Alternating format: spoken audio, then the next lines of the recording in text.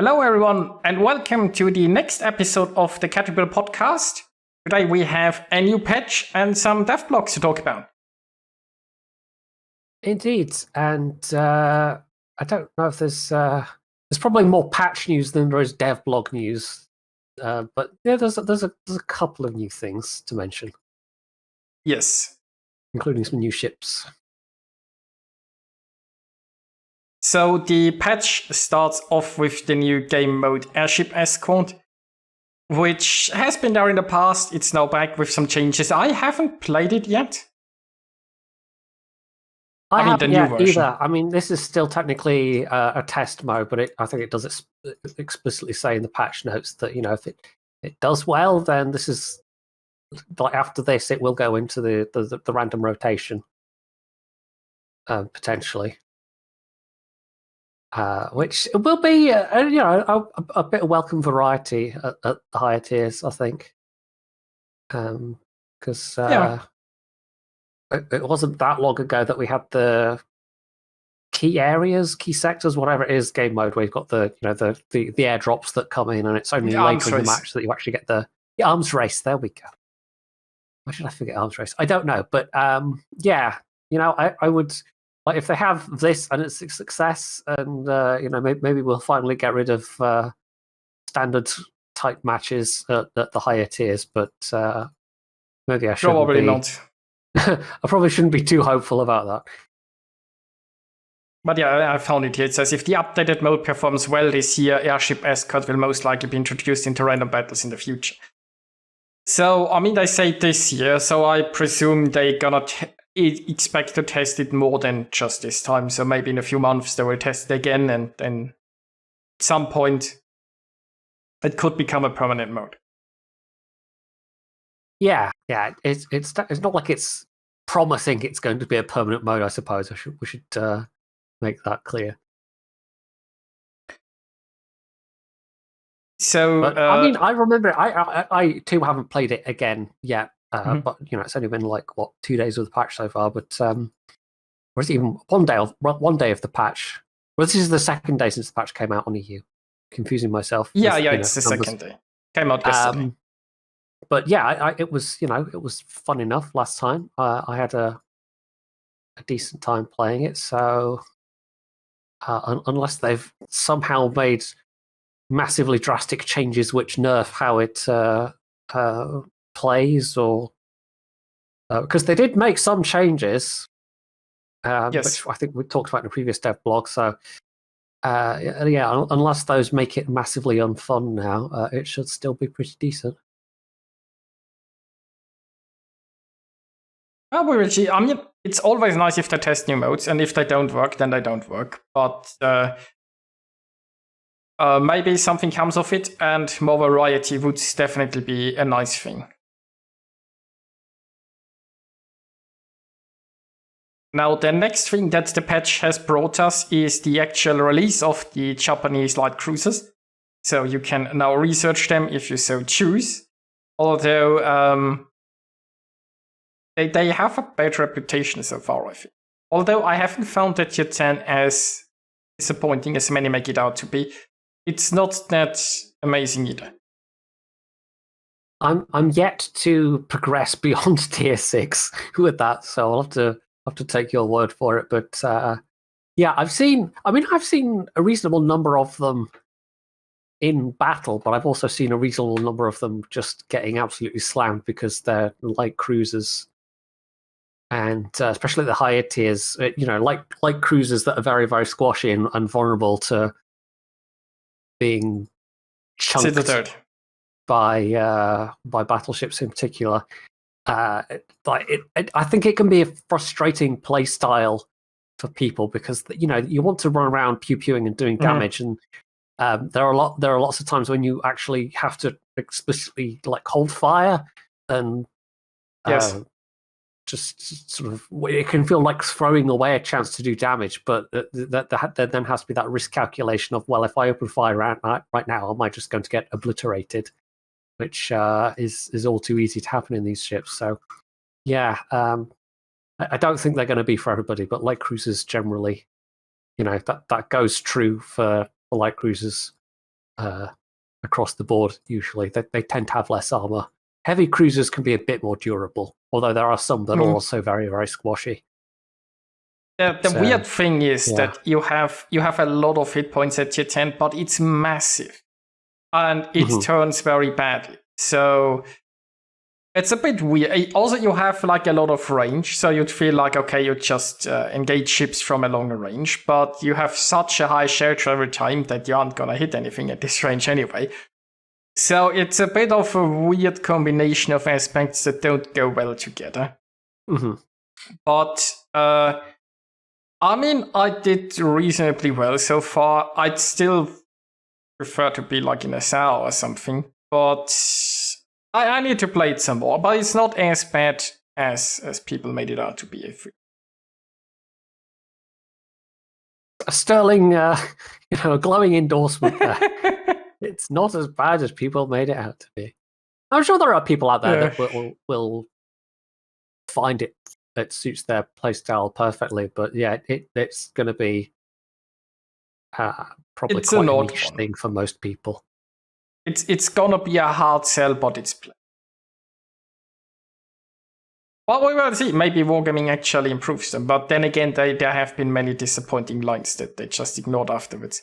And considering how they intend to quickly release lines currently, I have very little hope that they are gonna do anything. Yeah, they do seem to be prioritizing that over putting lines out a bit more slowly and then making sure that they're in a more polished state with a bit more effort, maybe a bit more attention being put into balancing ships. But no, the emphasis still seems to be entirely on, well, we have to keep releasing.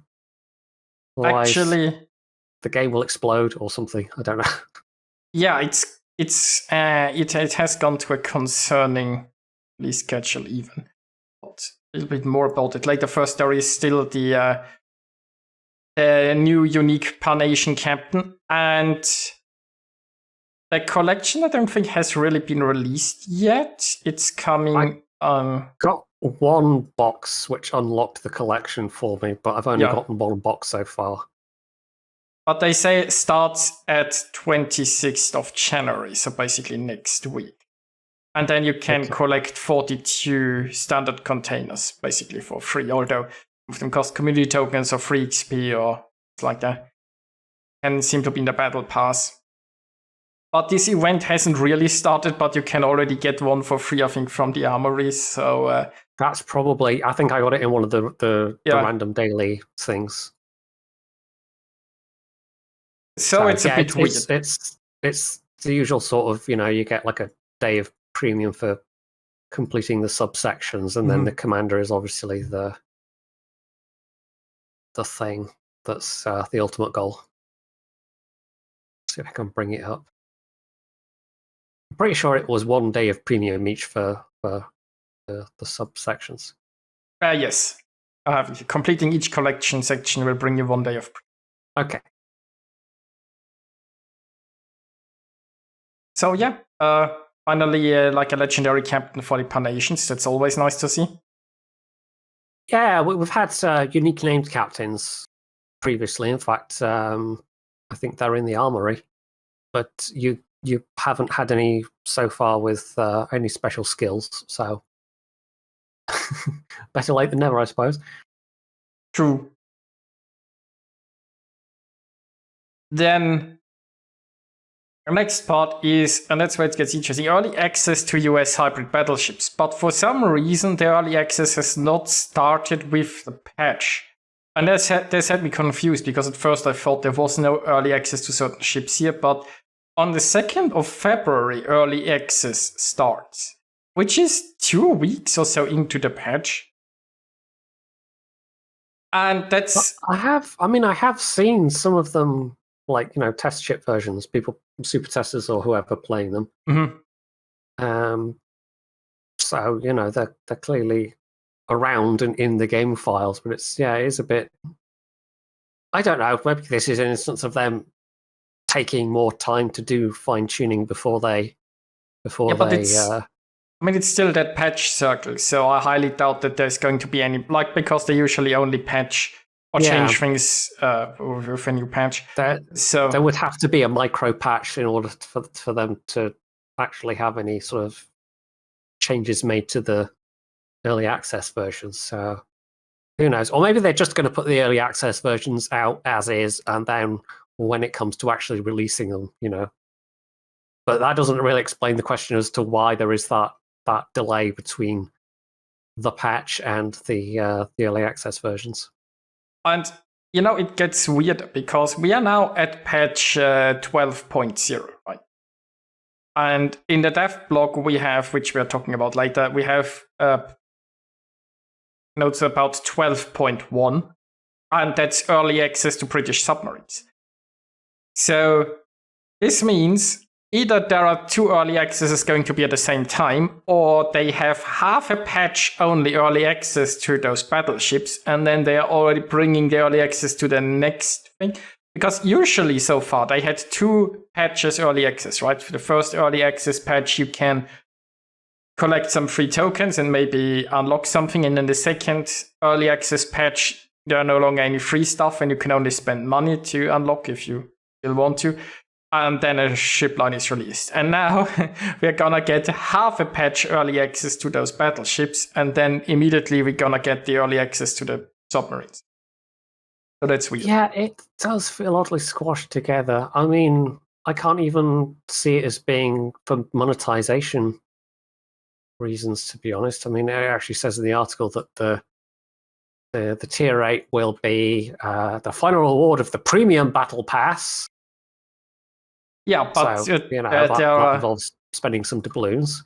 You get the Delaware via random bundles available for doubloons, and then Louisiana's going to be at the end of a bundle chain. So, yeah, whichever way you do it, you're going to be having to spend some doubloons if you are absolutely desperate to play one of these things a bit early.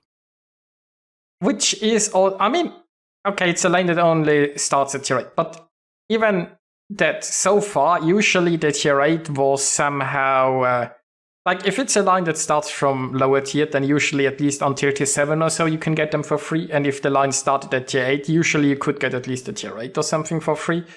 Mm-hmm. But they have now gone away from that. So for the tier 8, you have to buy the premium battle pass. For the tier 9, you have to buy random bundles. And then the tier 10 is probably 20,000 doubloons after you've spent the money on your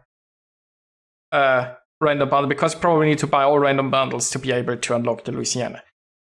So, and that's a lot of money they want, and it's only for like half a patch cycle, and then there's going to be a next patch cycle that was to probably monetize the next early access quite as heavily. So maybe it is for money purposes, because usually there were like 2 months, right, where they had this one thing going, and they're like, yeah, how about 2 weeks, and then we'll have the next thing to monetize. I mean, maybe you're right. Maybe the whole thing is just like we're going to ramp up the FOMO. So, there's only 2 weeks, guys. You have to spend all the doubloons because there's only 2 weeks. Maybe that is it after all. I don't know. Although, like, the interesting thing on the other part is there's less incentive to spend money on, because if you can get it 2 months early, you might be more incentivized to be like, yeah, okay, I mean, I don't think you ever should spend the balloons on the Hector ship, but you'll be more incentivized if you otherwise need to wait 2 months. But if otherwise you need to wait 2 weeks, are you really going to spend like $150 to get the tier 10 Hector ship for 2 weeks early? So it's a weird approach with the late start and with the heavy monetization and with the schedule of immediately throwing out another line, but it's wargaming. Yeah, sometimes we try and ascribe logic to these things, and maybe that's the wrong approach. There is none. Maybe there's desperate scrambling of some sort going on behind the scenes of which we are just unaware. It's also interesting because it really devalues their premium battle pass. Another weird decision on their part, because like the first premium battle pass was, I think, a tier 7 premium ship that you got. The second one was like 25 Christmas tokens, which, it's gambling, but you could get like 5 big crates for it, so there was some value there maybe. And now it's a Hector ship that would otherwise be free. And considering that you get it at the end of the battle pass, it's most likely that you finish the battle pass closer to the end of the patch, so when it's actually going to be released, most likely. Mm-hmm. Then again, we don't know. I have to keep in mind, we don't know if they are stopping the early access with this patch. Just because they're starting a second early access, maybe Wargaming now will have multiple early accesses going at the same time. That's also a possibility. So maybe they still keep the thing of, we'll keep it 2 months in early access, but that doesn't stop us from already having the next early access going. Yeah. I mean, it could be that ridiculous. It absolutely could be. So, no matter how they played, it doesn't make any sense. But hey, this is a thing.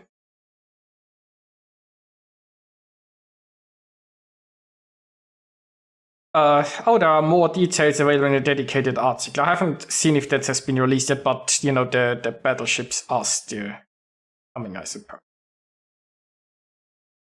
I will be interested to see what the unique voiceover for the Statue of Liberty captain is, but I guess we'll have to wait and see. I mean, isn't that already in game? That was a thing that wasn't it like sort of a robotic?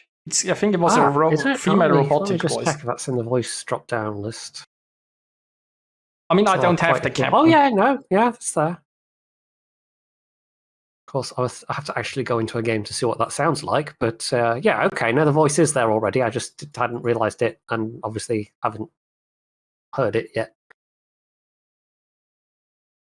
Tempted to start a quick co-op battle just to find out, but that's a little unprofessional while we're streaming, so maybe not.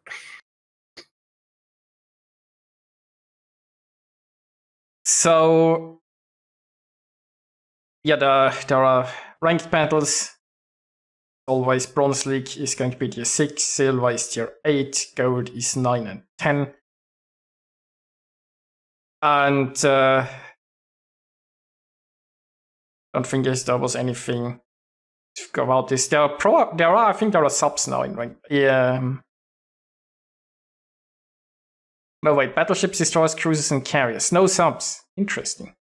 There was something about I'm sure that was a dev blog where it mentioned subs in. Yeah, I thought subs would be again in ranked battles now that they've been released, but here they don't mention it. 12.1?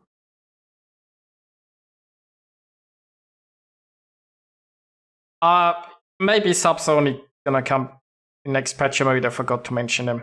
Who knows? But it's possible that ranks are currently sub-free. Who knows?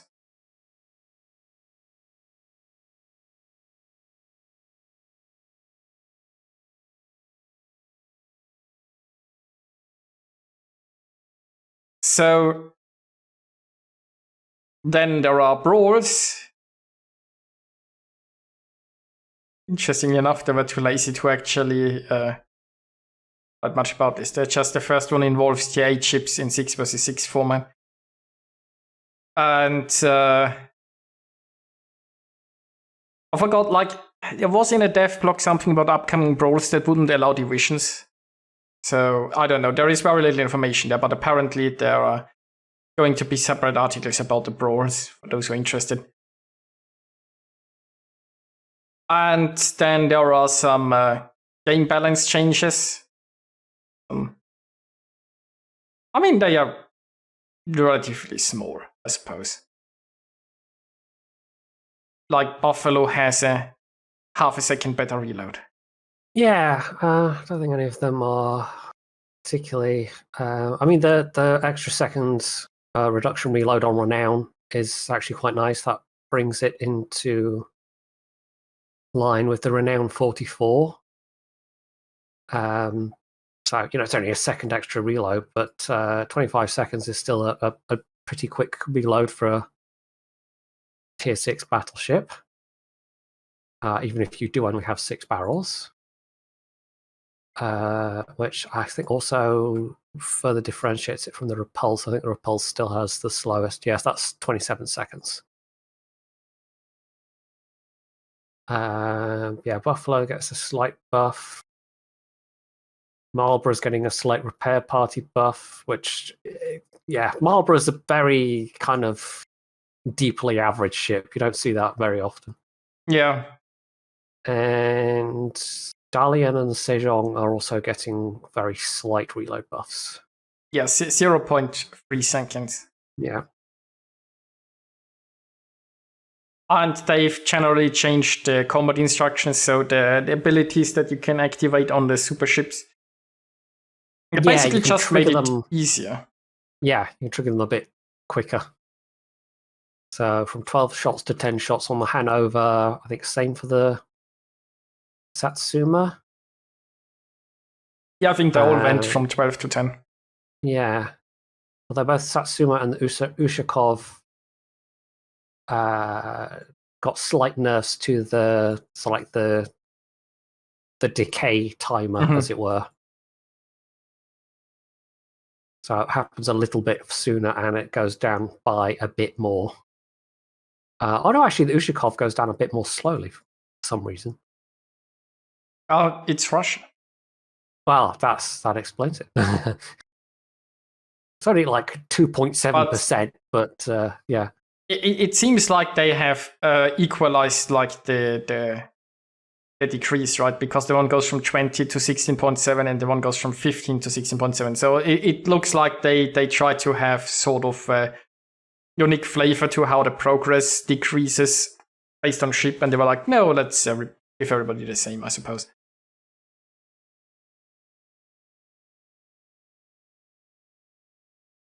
Also, the Dutch have finally depth charges. So there is that. In a long time coming. Yeah, it took them quite a long time. In fact, when did the Dutch cruisers come out? It's a while ago at this point. Yeah. Well, I suppose the day came like before the subs, right? It's more like when did subs when did I start testing subs? I feel like it was before Dutch cruisers were a thing, but subs were in testing for a long time, yeah. Yeah.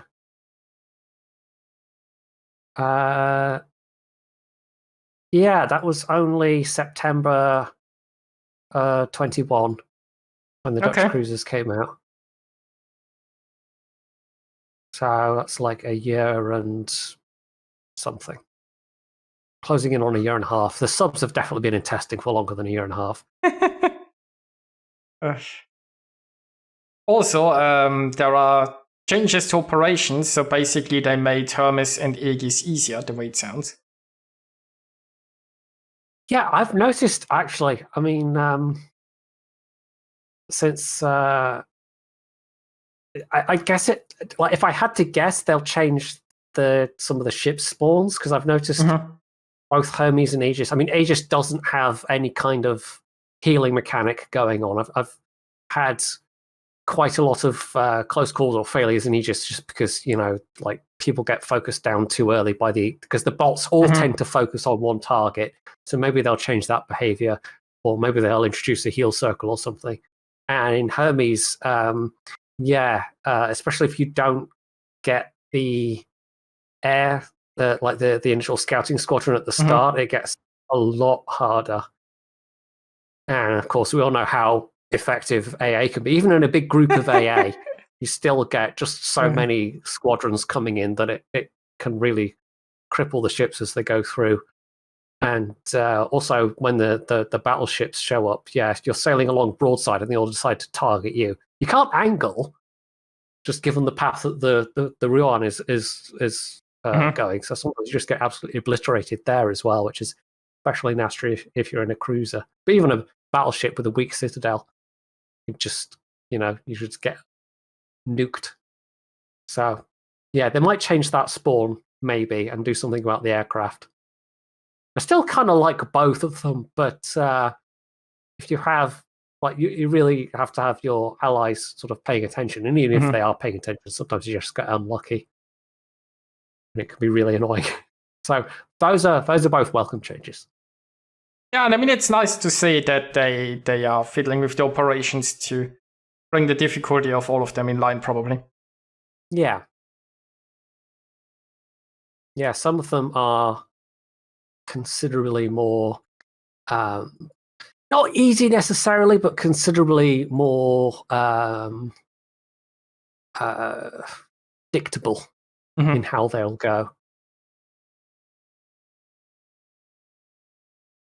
Then in the armory, we now have Hector for 46,000 research points. Yes, but I don't know if that is the cheapest research bureau ship we've had, but it's among the cheapest. YOLO is I think 43,000 or so it's slightly more expensive than YOLO. Yeah.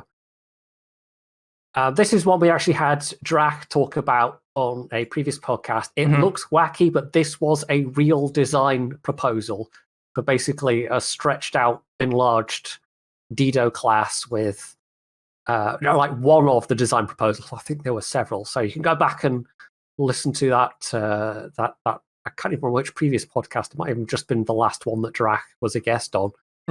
But yeah, he said that this is one of his favorite designs out of that group of proposals, and it is quite funky looking. You've got that kind of diamond formation of 133mm turrets at the front.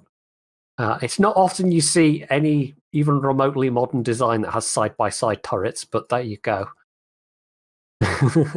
So yeah, very squashy, but very good concealment. Pretty decent turn of speed. The main battery range you can actually put up to a decent amount, but it's still. Do you have you have like the shell characteristics to hit anything at a decent range? I don't know. I haven't actually I only just bought it before the podcast started. Me too. But you do at least get HE and AP. So yeah, there are some of the British cruisers that do struggle a bit because they don't have that high explosive, but this does at least. Technically on the Commonwealth tree, but it is a British design that they've just put in the Commonwealth tree to flesh it out a bit. So yeah, overall it looks okay on paper. I guess we'll see how it plays. Yeah, I hope it's gonna be fun. Yeah, you do have the crawling smoke of other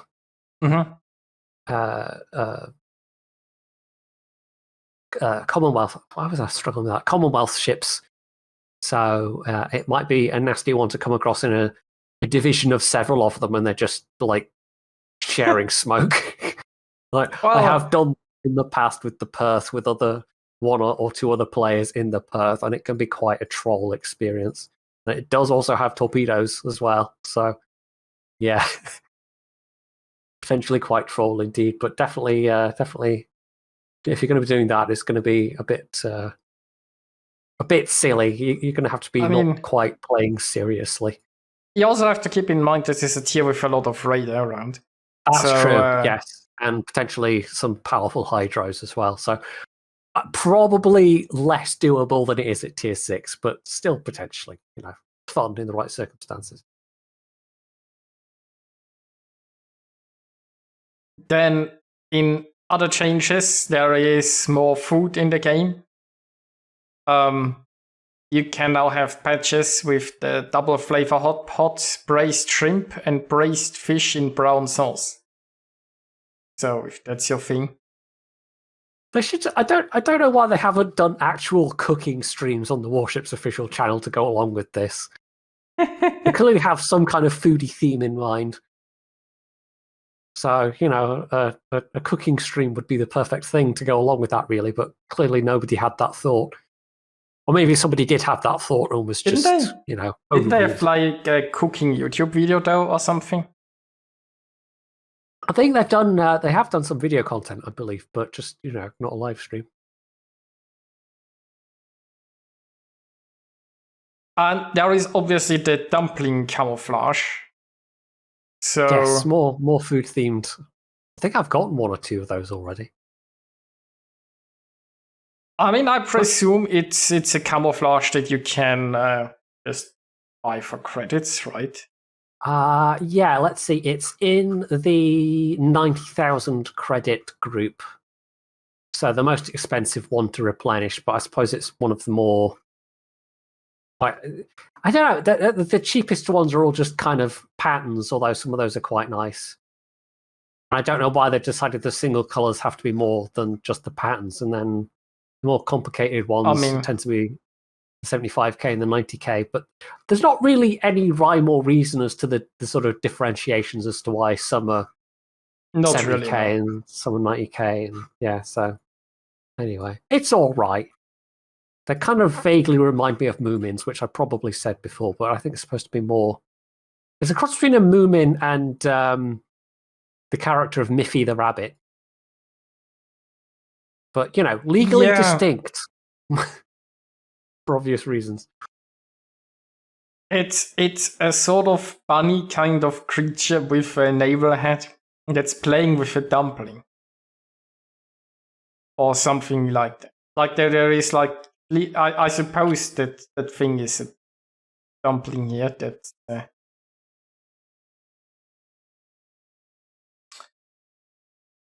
I don't know. It is a pity that you can't. And this is just a random thought, but for camos like that, it is a pity that you don't get some control over the scale of how it appears on various ships. Oh yeah, definitely. I'm thinking specifically of the way Payday 2 does it, because even if you don't have any of the color packs or the the weapon skins or anything like that, you still have the choice of like there's some basic ones they provide you with, but if you do buy some of the weapon packs and things, those come with extra skins as well, and you can actually change like the wear pattern on them, and you can change between several different scales as well. I think even World of Tanks will let you alter the through 3 different sort of scale settings on your tank permacamos. So yeah, it'd be nice to see something like that on warships, particularly for camos like that, because you might want to have the details blown up a bit bigger. Because in that picture, on the what is that? The Iowa, that looks, or is it Montana? I can't quite tell. But it looks quite big on that hull. Whereas if I look at it on, like, just looking at it on my Hector hull, which is just the ship I happen to have open, it's actually quite small, and you wouldn't really see it in battle. So yeah, that's just a completely random aside. Just a feature it would be nice to have that World of Tanks has and that other games have. True.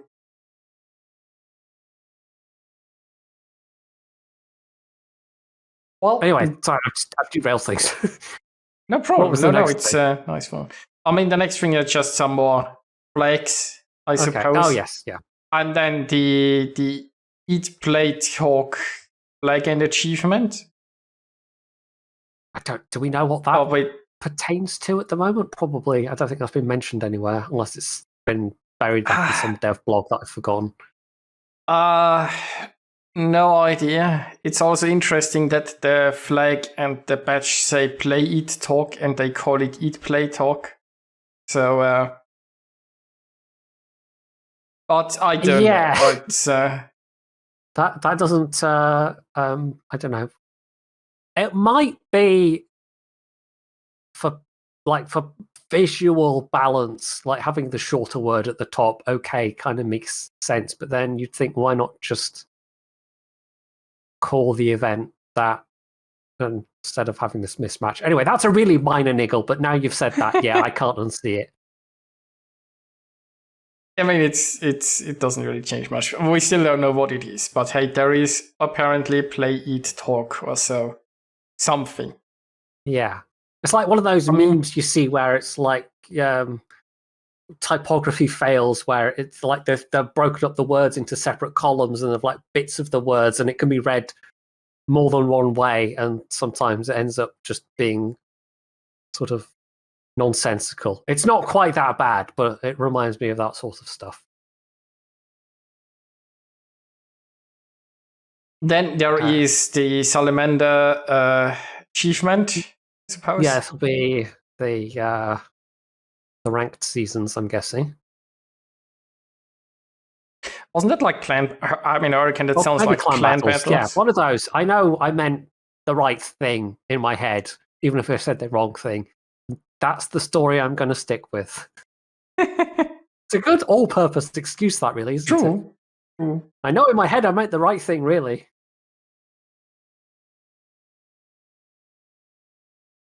Next, we have portraits for US commanders updated. Okay. And then we discussed this, I think, about the camos, so they updated the Mid-Autumn Festival camos in very subtle ways. Yeah. I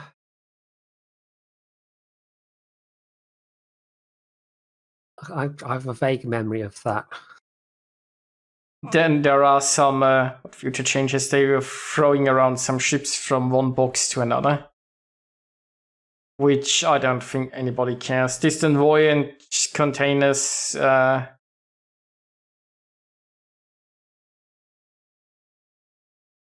Were those like bad containers that only had camels in them? Yeah. I think we've also skipped over the Lunar New Year containers as well, but there is a separate Lunar New Year article. Yeah.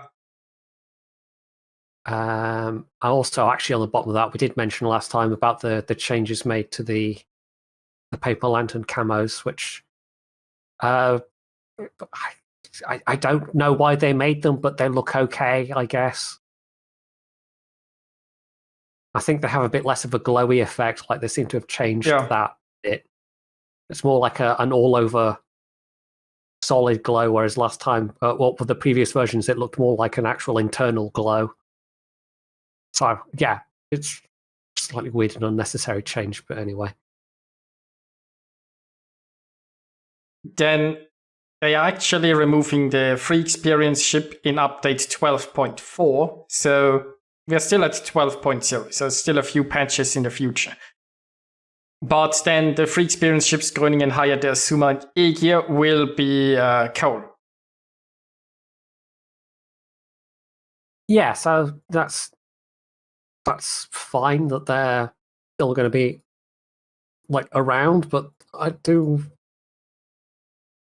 wonder if they sort of eventually plan to like. When's the last time we had a free XP ship? Like, they're basically stopping. They are like, what's available for XP will be gone, and they won't replace it. So it's like they stop this process. Kind of feel like they're just working towards phasing out free XP ships.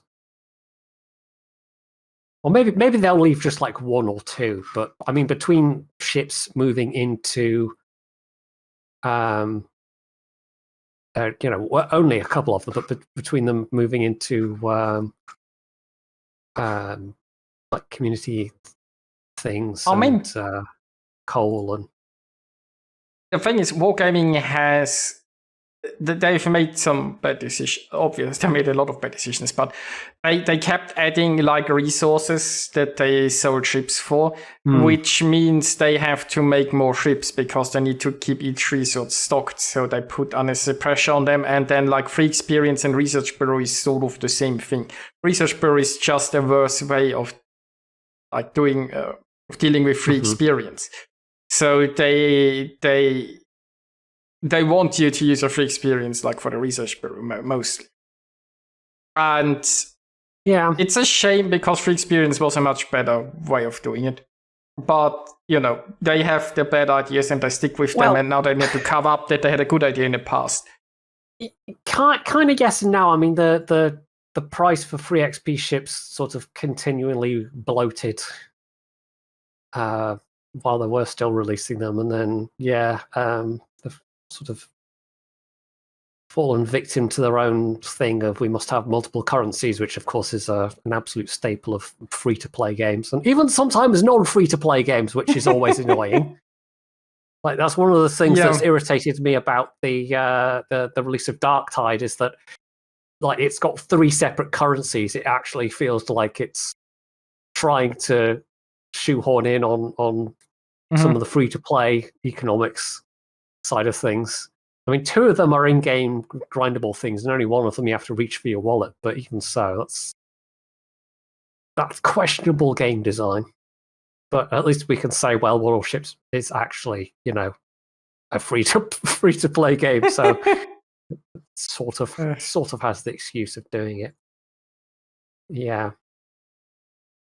But of course, there's nothing. Having said that, the prices of free XP ships inflated. There's nothing to stop them inflating the prices of research bureau ships over time as well, potentially.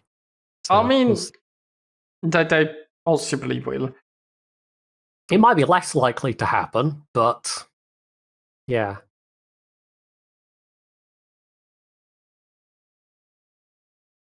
Then there is a bunch of other changes now. The obviously most important one is that the Swift Fish skill for aircraft carriers is now Swift Flying Fish. Yes, the absolute headline change of the entire patch. You can. It's one of those sort of puns that doesn't really work, and you can see what they're going for, but it still kind of is just too clunky to actually really work properly. So, but there we go. They went and did it anyway. Maybe it is absolutely hilarious in Russian. Who knows? Possibly. But I mean, it doesn't even make complete sense, because the speed of the torpedo is only when it hits the water, right? It's not flying faster, it's still swimming faster even after being airdropped. So, it's I probably shouldn't question the logic behind the pun like that, but anyway. Now the actual amusing thing about this is that, find it again. So Wargaming has fixed the fix. So basically fixed the bug that sometimes caused shots not to be fired at the aiming point when quickly moving gaming reticle. Now this is not a bug that I think, right? This is a fix they installed to fix a bug. So now they had a bug, and because they didn't know how to fix it, they made a clunky change that basically meant that your guns were always shooting not where you aimed them, but like half a second earlier where you aimed, right? That was a conscious game decision, and now they take the conscious game decision and call it a bug and fix. So they now fix the fix. That used to be a fix, and now it's a bug. And nobody knows what they broke in the process, but hey. Well, there's one way to find out. Time will tell. Yeah. There is one other nice change actually here, which is that if there was a discount applied, like for instance from clan buildings or whatever, when purchasing a ship in the tech tree, it's no longer taken into account when selling the ship. So you can buy, because previously you bought a ship discounted and then sold it, you would get fewer credits for selling it than if you'd bought it full price. So that's now going to be a fixed selling cost for all tech tree ships, which is a nice sort of. It's only a slight quality of life change, but for people maybe particularly who aren't using premium accounts, the extra credits back from selling ships they aren't using, is potentially going to be quite a nice thing. That they'll have to grind a little bit less. Definitely. Potentially. I'm also noticing on the, I don't know if it's on this list, although there was the amusing thing of, with fixed the characteristics of Ragnar's AA defensives. Yes. The medium range AA has been reduced from 673 to 669. Okay, that feels like a rounding error on a spreadsheet, but okay. Yeah. They've updated the geometry and textures of the following ships, and there's a bunch of ships listed. And then they say, as well as the Blazing Tropics camouflage for Atlanta. So your palm trees on the Atlanta will now be like that little bit more crisp. And I have no idea what they've changed, but apparently they've prettied it up a bit, or who knows.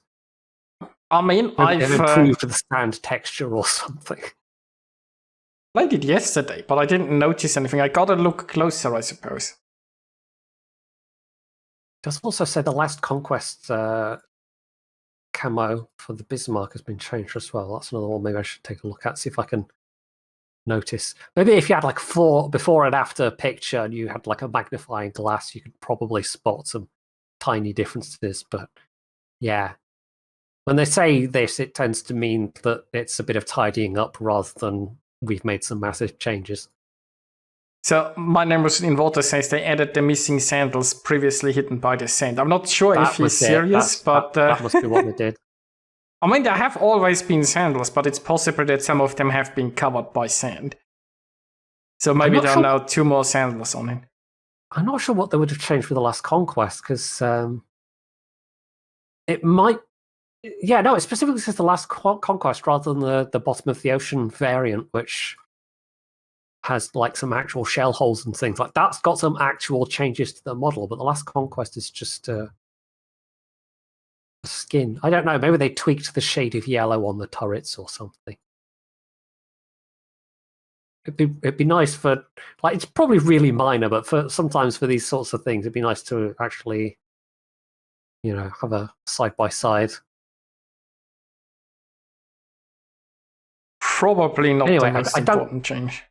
I don't think there's anything else. Like, there's a whole bunch of fairly minor bug fixes in the expanded list. Yeah. I don't think there's anything else really worth noting. I saw that, and I saw that, it was your favorite camo, so that's why I thought I'd mention it. And apparently my name was in water was serious, so they did actually just uncover some sandals.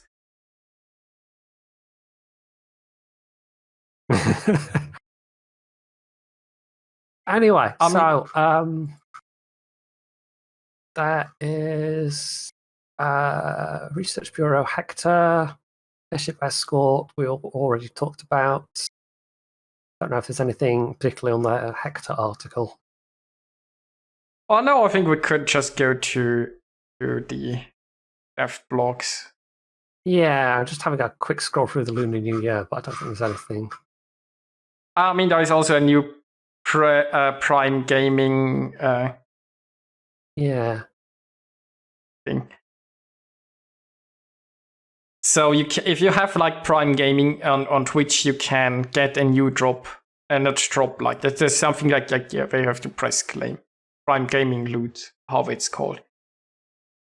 Let's have a quick look-see at the potential ship. So with the numbers, which we now, have, which is good, you've got a 0.5% chance from the Lunar New Year containers. Okay. And it's a bunch of...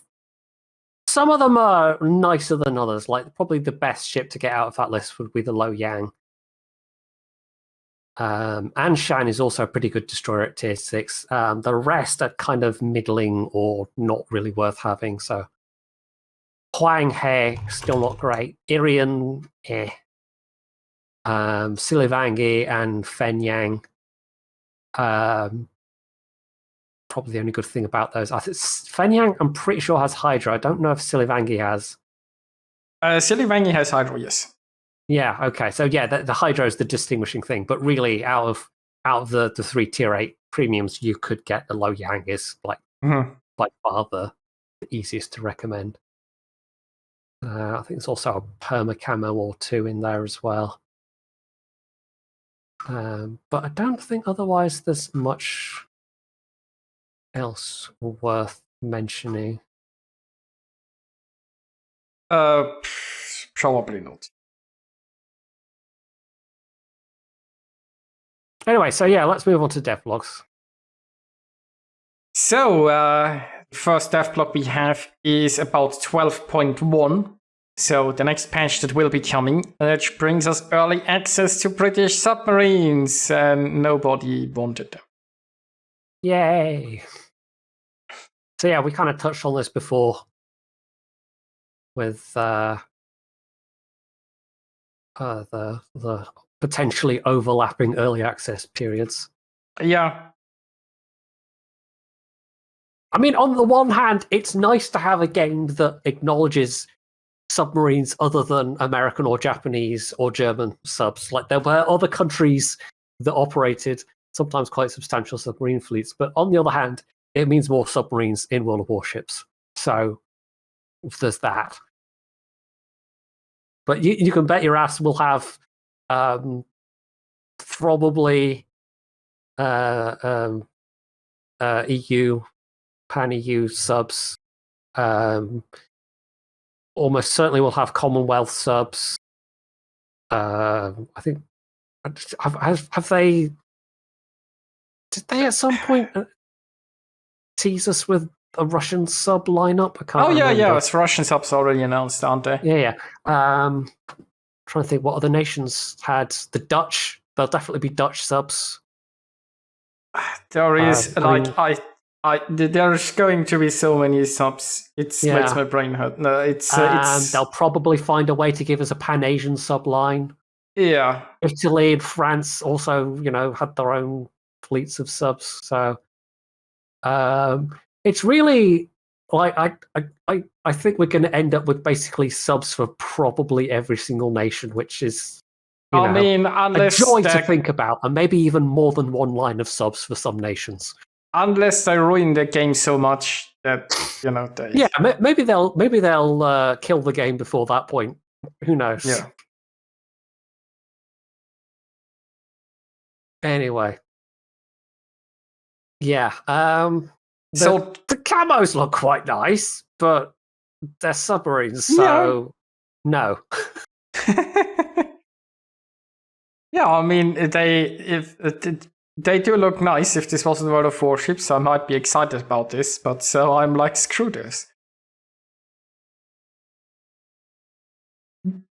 In other news, there will be collective combat missions. So progress towards the objective for this type of mission will be shared between all players on the server. Which is not something new, really. Not in that sense. Like the team goal things that we have at the moment. That we have with some events where it's like, pick a team and then everyone plays and contributes points. The structure might be different, but it doesn't sound like it's going to be a fundamentally different thing. I suppose it's something that I already used, renamed, and maybe as a permanent edition and not just as events. Maybe. Well, to be honest, if they do add it as a permanent thing, I mean, to be honest, I think they're at risk of, and this does happen with some MMOs, they just kind of end up creating a bewildering array of different mechanics where, as you play the game, you get points towards this thing and you points towards that thing, and you've got this event chain happening and those missions, and we already have quite a lot going on in World of Warships. So having those as a temporary thing at the moment, okay.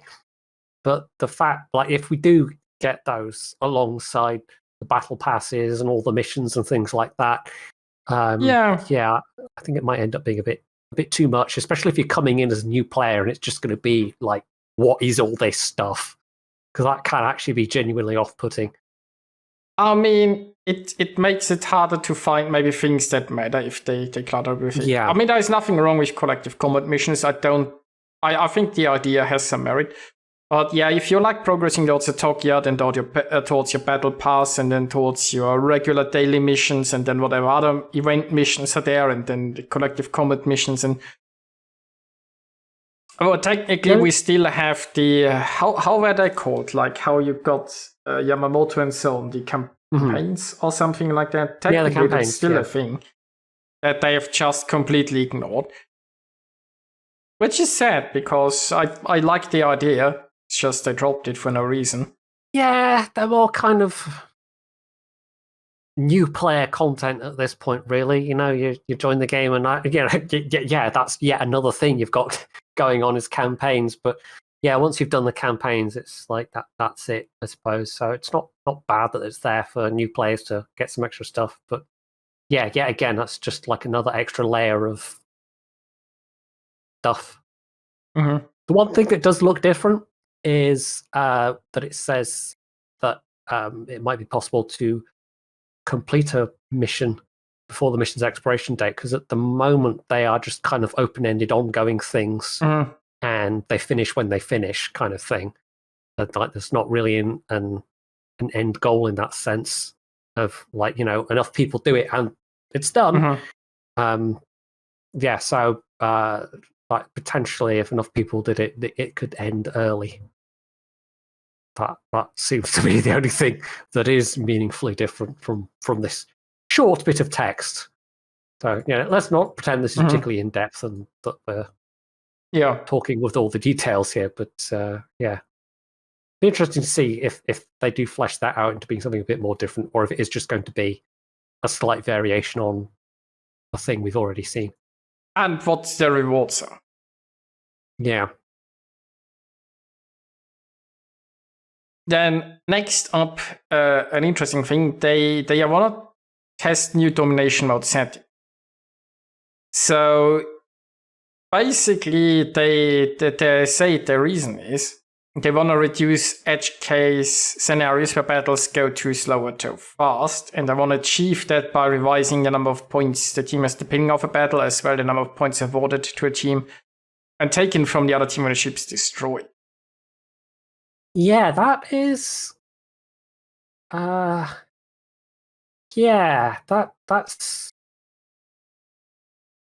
Now, at the moment, I'm in two minds on this, because particularly the idea of having a flat amount of points per ship, like at the moment, how it works, which people might be unaware of, and certainly newer players might be unaware of. Some ships are worth more than others. So and you can actually, I think, if you hit tab while you're playing domination, it'll tell you what the different classes of ships are worth. But it means you can get scenarios where it actually might be worth trading a destroyer for a battleship, for instance, when you're in a really tight situation, because the battleship is worth more, points off the enemy team and points towards your team. So it's going to reduce those kind of things down to zero. Like, that's not going to be a consideration at all. But there'll be less. I don't know. There'll be less calculation to worry about for people that aren't aware of this stuff. But at the same time, it's maybe removing a bit more of the depth of the game. But it's not a huge change. I can't see this. Like, I'm not looking at this and thinking, oh, it's going to ruin domination. No. But it would be interesting to know what their actual end goal is. Like, are they trying to go for a different average length, or are they trying to specifically reduce the extremes? They say the idea is to reduce the extremes. Now, there are two thoughts that I have about this. The first is I don't mind that each ship is worth an equal amount of points. Because, let's be honest, it is not like a destroyer or a battleship, they can be of equal. I mean, a destroyer is worth less points, but it could even be a more valuable ship in domination. Yeah, that's true. It doesn't make ship size rather than the actual worth of the ship.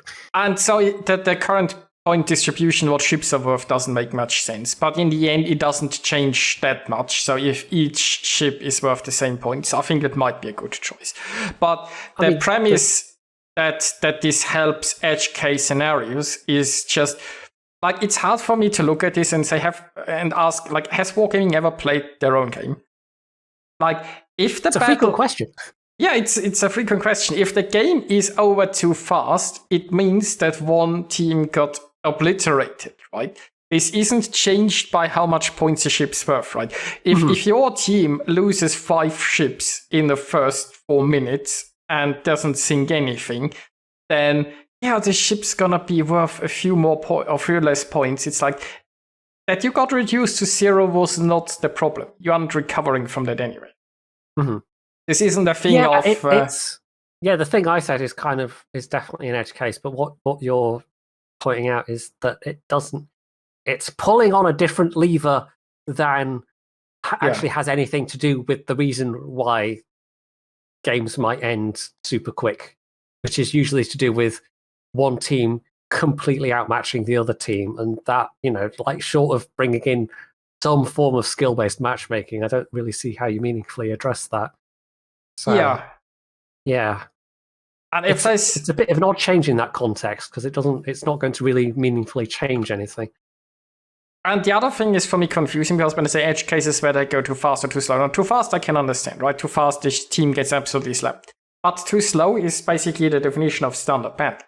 Because in domination, in domination you have the objectives, meaning it's not like you really have to hunt down even in a standard battle you can technically take the enemy base, but it's usually not something that happens that quickly. So domination is usually something that's prevented from going too slow in a sense because the objectives matter, and if a team ignores them, it's just gonna lose on points. So it's not dragging out as long unnecessarily as a lot of standard battles do. I'm not sure if you really wanted to take care of the too slow problem, you'd just get rid of standard battles altogether. And so again, it's like they're pulling the wrong lever. Yeah. I'm also not sure how this points change is going to change the too slow going. Because I don't see how that changes the too slow part. But hey. This basically the idea that they want to address edge cases makes no sense if you've ever played this game. But the just making each ship worth the same amount of points does make a sense. We'll see. Yeah, I mean, it's as a simplification, there's not really a lot to object to there, but the justification doesn't entirely hold up. So who knows? Who knows what the real reason is? Or maybe in their minds that is still the real reason. It's hard to tell. Look, this reads to me like there is a new manager appointed, and the manager makes a change for change's sake. It's like when True. this Unfortunately, I've never had a job like that, but I'm aware it's a thing of like, oh well, I must make my mark on this, so gonna make changes. Don't need to make changes, but we're going to make them anyway. It reminds me of about half of the UI changes you see from software, right? Sometimes the software gets an updated UI and actually makes sense, but so often, I'm sure everybody has experienced that, be that any software that you use or even something on like Twitter or so on, and suddenly the UI changes and it makes no sense. They just move buttons around, so anybody who was ever familiar with the software can't find like where anything is anymore. It doesn't give you more functionality. It's like somebody obviously made this decision never using that piece of software. And just, it's usually the sign that somebody new is in management and they need to change something. They change something that's pointless and make it worse because they've never used it software before. They looked at the clock and realized that, hey, it's refresh your clock. Time to make changes. Not because it's needed, just because, look at the clock. Yeah. I did something. All praise me. Exactly.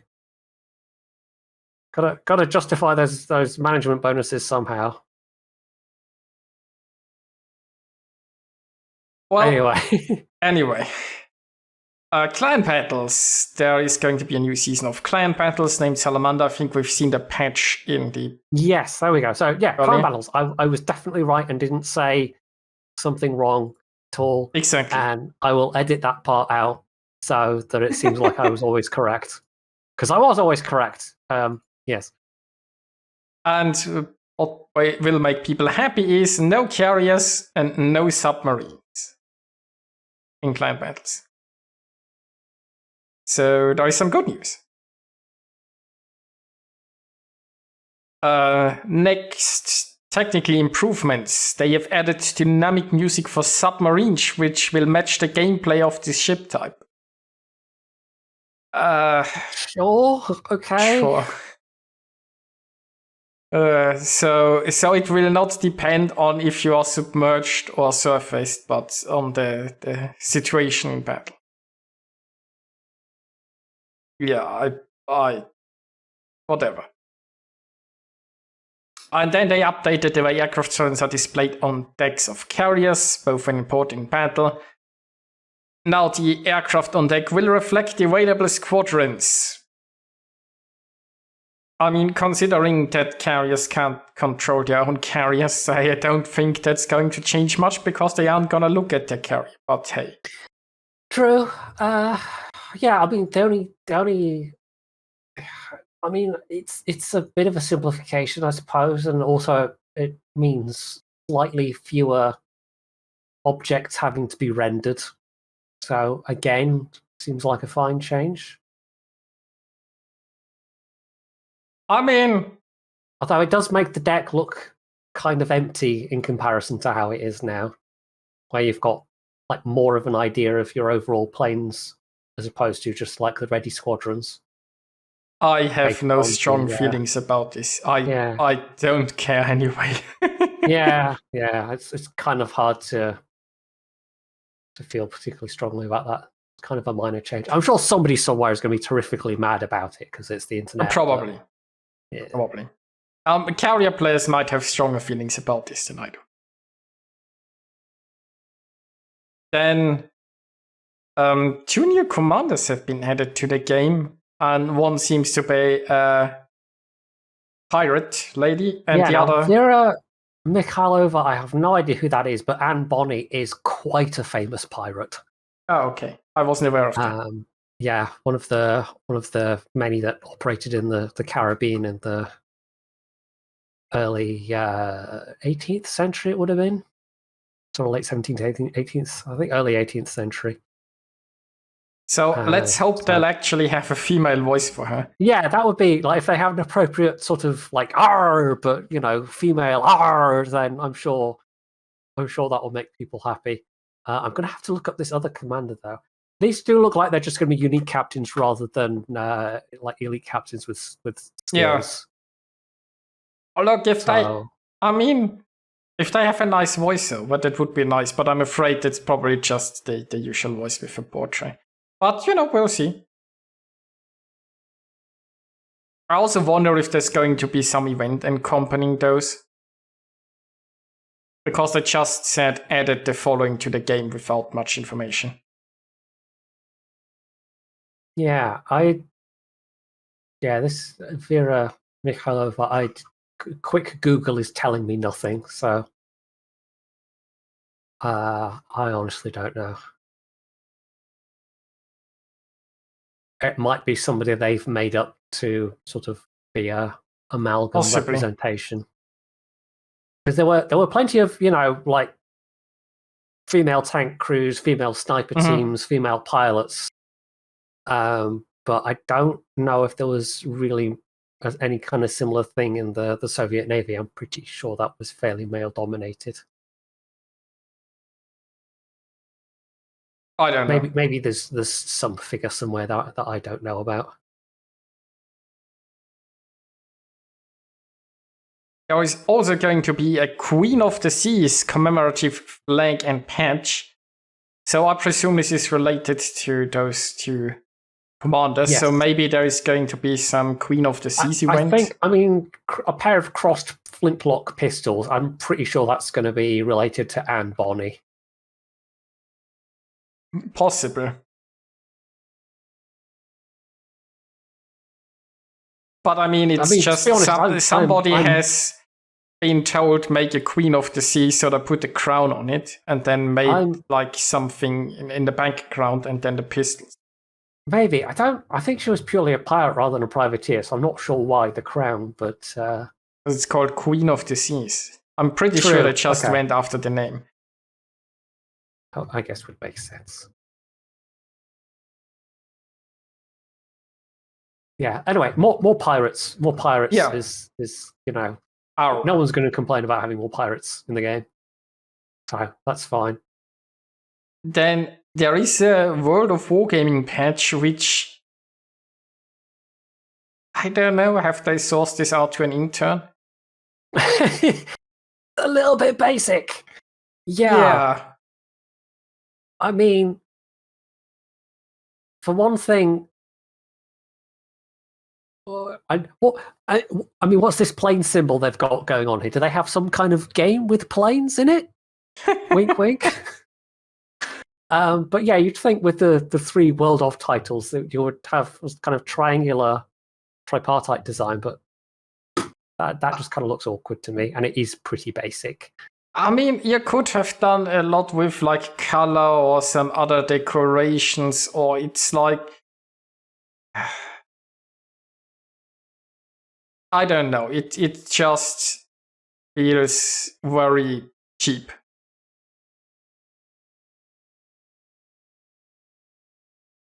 Anyway, apparently they also updated the community contributor program's sign with the new World of Warships logo or something like that. Yeah, Although it's kind of hard to tell on that crate, but I don't know why they've chosen a crate and then the Alabama VL, where obviously I think I'll have to double check, but I think it's the logo on top of the in the front where the anchor is, different. I suppose. Yeah, I think that's already there, that bit. Let me bring up my Alabama VL. Or my few relics of... I think it's like that anchor with the eye in it that might have been different. Yeah, no, that looks the same to me, to be honest. Okay. I can't really get a good angle on the logo on top of the turret. I mean, because that's the only... slightly different. Okay, the logo on top of the turret is slightly different, but if that's the thing that's different, they've chosen a really bad angle. Yeah, also why show the crate? Because that's all I can see on the crate is basically that sort of... Yeah. But... Yeah, those are 2 very odd pictures to demonstrate, hey guys, we've changed the logo. Can't really see how we've changed it, but we've changed it. Yeah, on the Alabama picture, the existing logo is, I don't know a good way to show you, but it doesn't have a square top. Like that's the main difference I can see is the logo in the picture has a squared off top, whereas the current one does not. They changed their logo a little bit back, right? But I had the old Anchor World of Warships thing, and then they made this uninspired blue one. Oh, in fact, I've noticed in the roundel, that's the exact same thing. Yeah, I will drop a quick link in Imgur or something. Hang on. That's quite a subtle change. Like I don't know why they bothered putting this in an article. That is a super subtle change. They've basically just squared off the top of the logo. Oh, okay. The other thing I was thinking of with Pirate Queens, and I think I've mentioned her before, but the Chinese Pirate Queen, Zheng Yishao, or however one pronounces that, she would be probably less famous than Anne Bonny. I think Anne Bonny was, in terms of actual piracy, probably didn't do that much, which was more famous for being, a lady pirate. But talking of lady pirates, yeah, Zheng Yishao is way, she did way more. Mm-hmm. She had a literal, fleet comparable to that of other actual national navies under her control at one point. So she was pretty bad. She should definitely be in the game at some point. I mean, maybe it will happen at some point. Yeah, at some point they'll go, oh, but maybe we should have a Pan-Asian, and they'll finally get around to scraping, something together. Right, copy link. Right. So basically, if you compare that to the picture, you can see that they've literally just squared the top off. Oh yeah, it's worth announcing apparently. I'm half tempted to ask if this is going to be one of those occasional major corporate logo redesigns. It's like, yeah, we spent $50 million on this, and it's just very slightly different. I mean, yeah. I probably spent longer on spotting that and uploading the screenshot than it took to actually change the logo in Photoshop. True, but then updating all the existing places where the logo was probably took days. Oh, probably, yeah. Days and days. That had to have a team of people doing it, I'm sure. Again, another visual change that makes you scratch your head and go, but why? Yeah, somebody clearly was Yeah. looking to do some work without doing some work, I guess. Well, then they updated some container compositions, I suppose. Yeah, they're at least helpfully giving us what the changes are. So, well, they're saying, you know, like it's minus 10%, minus this, minus that. So, or yeah, no, I actually mean, not minus. It's what it's being changed to. Okay, I misread that. I mean, if anybody cares what in containers, they can check, I suppose, the that's list. true. We're not going to sit here and read out all of the numbers. Yeah, I don't know if there's any changes like super worth flagging here. I mean, they updated out. the distant voyage containers. Now the drop rate of permanent camouflage has been increased. It will be 50% chance of dropping in one of the slots. The value of the guaranteed drop count has been changed. Must be open for guaranteed drop has been reduced from 17 to 5. So think about this and voyages containers where they were a horrible idea and very idiotic designed. And they're still a horrible idea and they're still very idiotic designed. They're just a little bit less idiotic. The idea of getting a permanent camouflage for a random ship makes no sense because there is very little chance that you actually have the ship you gain the permanent camouflage for. Right? Indeed. And you could even get the permanent camouflage for a rare ship that you can never acquire. So it's like gambling on something always has a chance of losing. Like usually when you gamble, you should expect to lose, right? It's gambling. There's never a guarantee that you get anything useful, but gamble on something that's most likely useless to you. It's like that is kind of unique. Like not just that you won't get something, but you might win something that you cannot use. Congratulations, well done. Congratulations of the grand prize of nothing. So yeah, if you ever see a distant voyages container, run the other way, unless it's free. Yeah, they're not worth paying for. Well, that concludes, I suppose, that article, but there are some new ships announced. Yeah, I guess we'll skip over the changes to test ships. That's mostly Pan-American. Yeah, we can just talk about the Almirante Grau and Cumberland.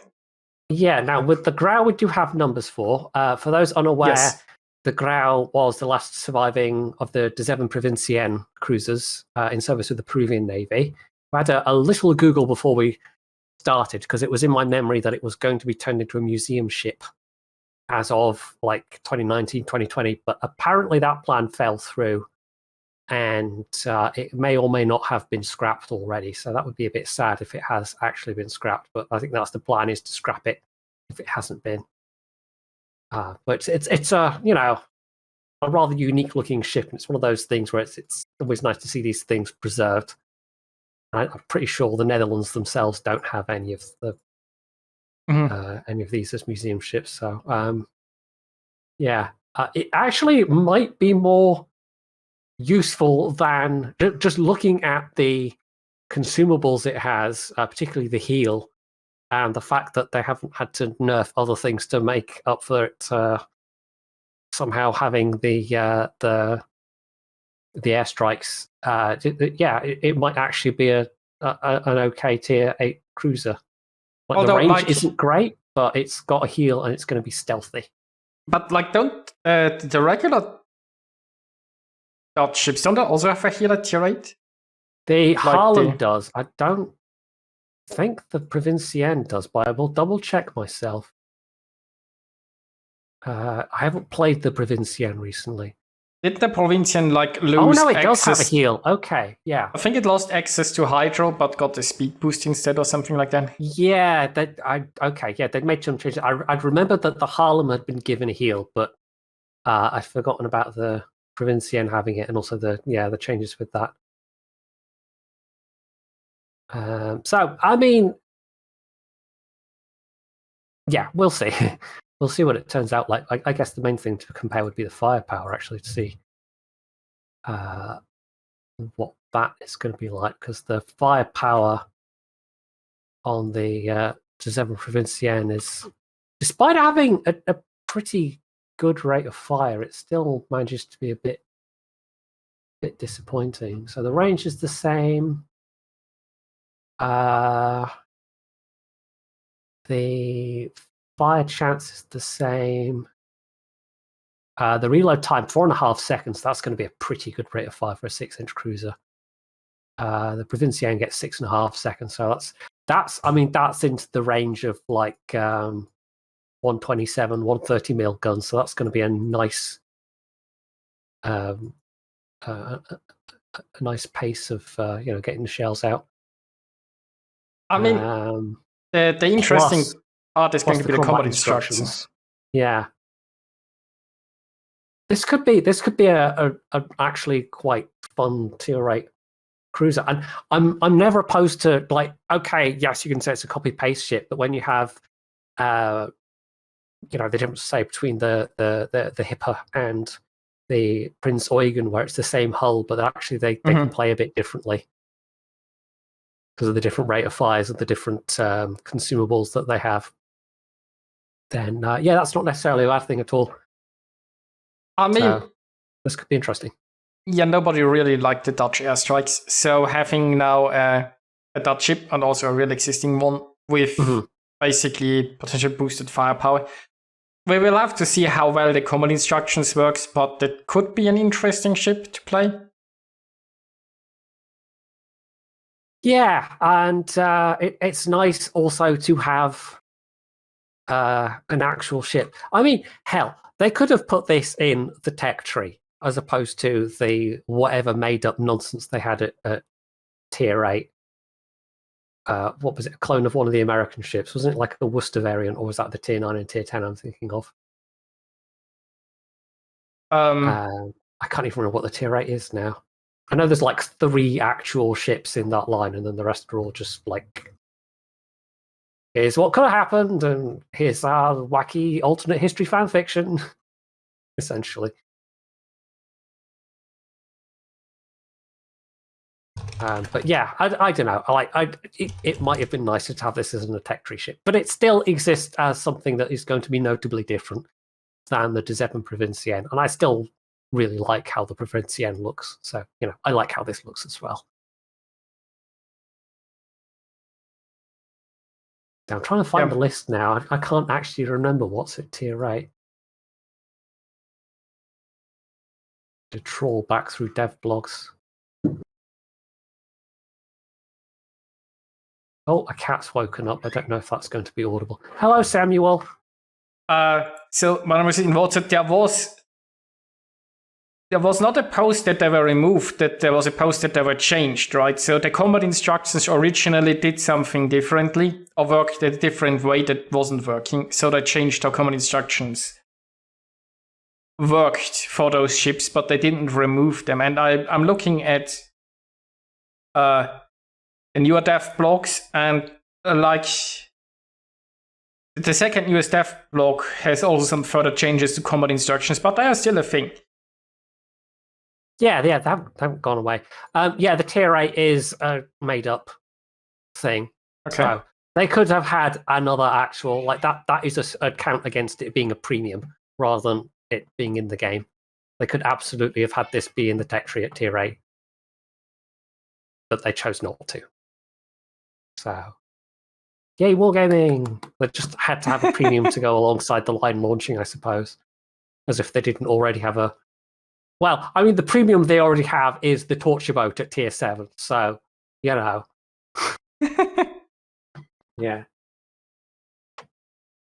Anyway. So the other one, now that we've said that, looks like it might be all right.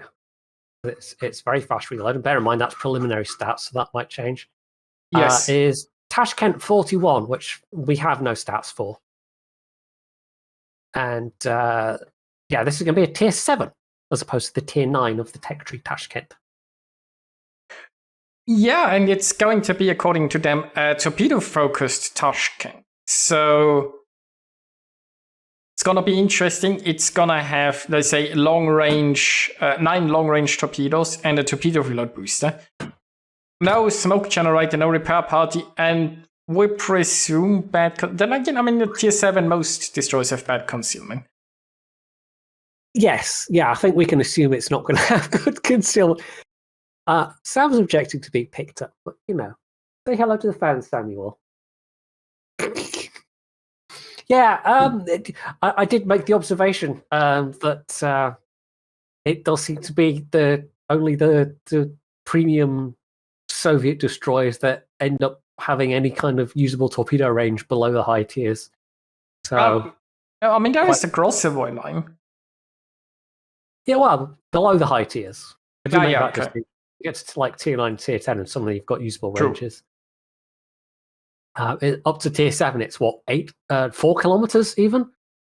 And then I'm trying to remember what the tier 8s get. I can't remember if it's that much more. I think they get up to like 8 or 10, don't they? No, Kiev is still 4 kilometers. Ognavoy gets 10 kilometers. Yeah, and Grossevoy gets 12. Yeah. So, I mean, it could be all right. I don't know if it's going to be... So it'll be interesting to see how it stacks up against the Leningrad in particular. But the Leningrad does have smoke, so I guess that'll be the main difference. For Leningrad? Yeah, so actually we meant like the tech trees, right? The Russian premiums have always been different. Yeah, Leningrad and Gremiashi, and what's the tier 6 one? Oh, tier 6 one is Anshan. That is a Russian destroyer. It's just not on the Russian tree. They all have like 8 kilometer torps or something like that. Something like that, yeah. Yeah. Nistrashimi is 10 kilometers. So yeah, yeah. Most of the tech tree ones don't particularly until you get to the Ognavoy on the side branch. Yeah, and Kiev apparently can upgrade to 8. So was I looking at the wrong thing then? Okay, well, my point still stands up to tier 7. Yeah, 4 kilometers, and then it's tier 8 where it gets a bit better. And below, tier 7 and below it is only the premiums that can play as torp boats as well as gunboats. So we'll see. We'll see what that's like when we get some more stats on it. Tashkent actually existed, so it'll be probably still quite fast. Probably not a very good reload. Maybe very stiff turrets. I guess we'll see. Yeah, it's like, unfortunately we don't really have any stats. Wargaming says high speed, high hit points, limited maneuverability, and long range torpedoes. But we don't know like how long range the torpedoes, how fast are the torpedoes, how sneaky are they, and so on. Like there are a lot of questions and not really any answers. It sort of depends how bad the stealth is. But my guess would be 8, 8.5, maybe 9. 10 would be unusual. It would be. I mean, that would be worse than of cruisers. I think the Japanese destroyers are the only ones that have 10 kilometer torps at tier 7. You were talking about torps. I thought you were talking about concealments with. Oh yeah, if the concealment was that bad, yeah, that would be something. I don't. Can you even get that bad concealment if you're like doing a lighthouse build on the French destroyers? I don't think you can. It's a good question. But Sabrina just woke up and seems very vocal about it. Maybe she heard Sam meowing somehow.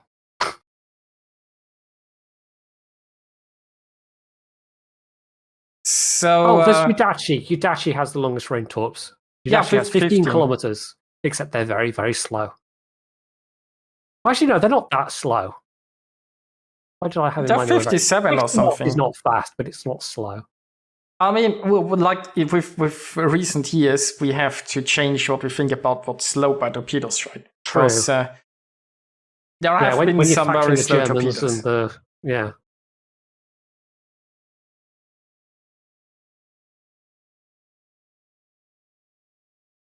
$58 knots. Okay, I think I must have the captain skill that buffs the speed on the Yudachi.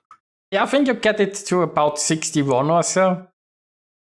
With maybe there is the skill and there's the module. And get I think 5% from the module and so. Yeah, it's hard to sometimes you're looking at the stats in port and it's hard to remember, oh yeah, I have this module and that module. And that captain skill. Yeah. It'd be nice if there'd be a little highlight to show that it's being modified by something. Yeah, I mean, they could have the base stat and then in yeah, even just as afterwards the in brackets or so the modified stat. Somebody clearly needs a bath. Just looking at the cat cam. Definitely. I mean, she did core, so.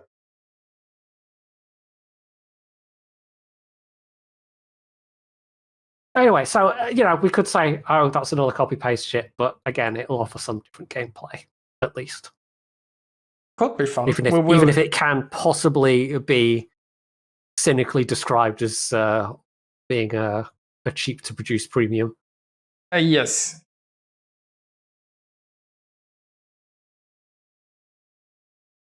So I think that's about it, unless we have any other little bits of...